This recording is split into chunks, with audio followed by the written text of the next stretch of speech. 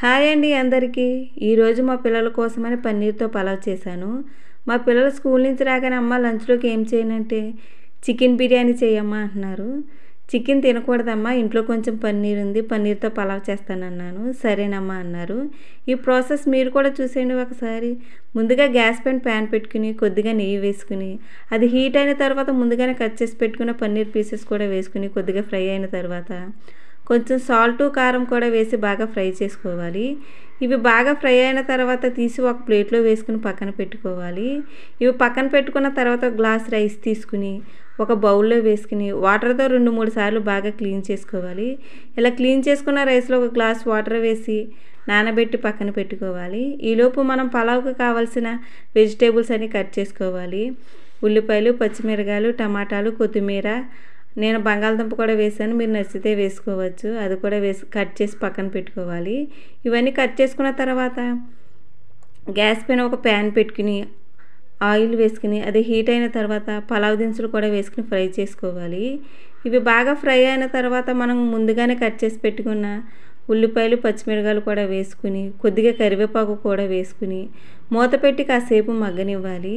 ఇవి బాగా మగ్గిన తర్వాత మనం ముందుగానే కట్ చేసి పెట్టుకున్న టమాటా ముక్కలు కూడా వేసుకుని మూత పెట్టి అవి మెత్తగా అయ్యేంత వరకు మగ్గనిస్తే సరిపోతుంది. ఇవి కూడా బాగా మగ్గిన తర్వాత బంగాళాదుంప ముక్కలు కూడా వేసుకుని తర్వాత పన్నీరు మనం ముందుగానే ఫ్రై చేసి పెట్టుకున్నాం కనుక ఆ పన్నీర్ పీసెస్ కూడా వేసుకుని మూత పెట్టి కాసేపు మగ్గనిస్తే సరిపోతుంది. ఇప్పుడు కొంచెం అల్లం వెల్లుల్లి పేస్ట్ కూడా వేసి పచ్చివాసన పోయేంత వరకు ఫ్రై చేసుకోవాలి. అది కూడా ఫ్రై అయిన తర్వాత కొంచెం కొత్తిమీర, పుదీనా కూడా వేసుకుని మూత పెట్టి కాసేపు ఉడకనిస్తే సరిపోతుంది. ఇది బాగా మగ్గిన తర్వాత కొద్దిగా సాల్టు, కారం, పసుపు, గరం మసాలా కూడా వేసుకుని బాగా కలిపి మూత పెట్టి కాసేపు ఈ పచ్చివాసన పోయేంత వరకు ఉంచి మనం ముందుగానే క్లీన్ చేసి పెట్టుకున్న ఒక గ్లాస్ రైస్ కూడా వేసుకుని ఒక గ్లాస్ రైస్కి 2 గ్లాసుల వాటర్ కూడా వేసుకుని మూత పెట్టి కాసేపు ఉడకనివ్వాలి. ఇంకొంచెం అయితే ఉడికిపోద్ది అనగా కొద్దిగా నెయ్యి కూడా వేసుకుని మూత పెట్టి ఇంకాసేపు ఉడకనిస్తే మనకు పొడి పొడిలాడుతూ పలావ్ చక్కగా రెడీ అయిపోతుంది. పలావ్ మాత్రం సూపర్గా ఉడికిపోయింది. ఇలా ఉడికిన పలావ్లో కొంచెం కొత్తిమీర, పుదీనా కూడా వేసుకుని గార్నిష్ చేసుకుని దించేసుకుంటే సరిపోతుంది. దీని కాంబినేషన్గా పెరుగు పచ్చడి వేసి తినిపించాను మా పిల్లలకి. సూపర్గా నచ్చిందంట.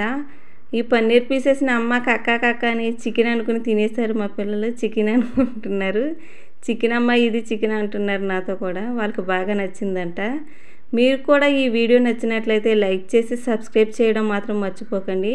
మీరు నాకు సపోర్ట్ చేయడం మాత్రం మర్చిపోకండి. Please subscribe my channel. ఉంటాను. Bye bye.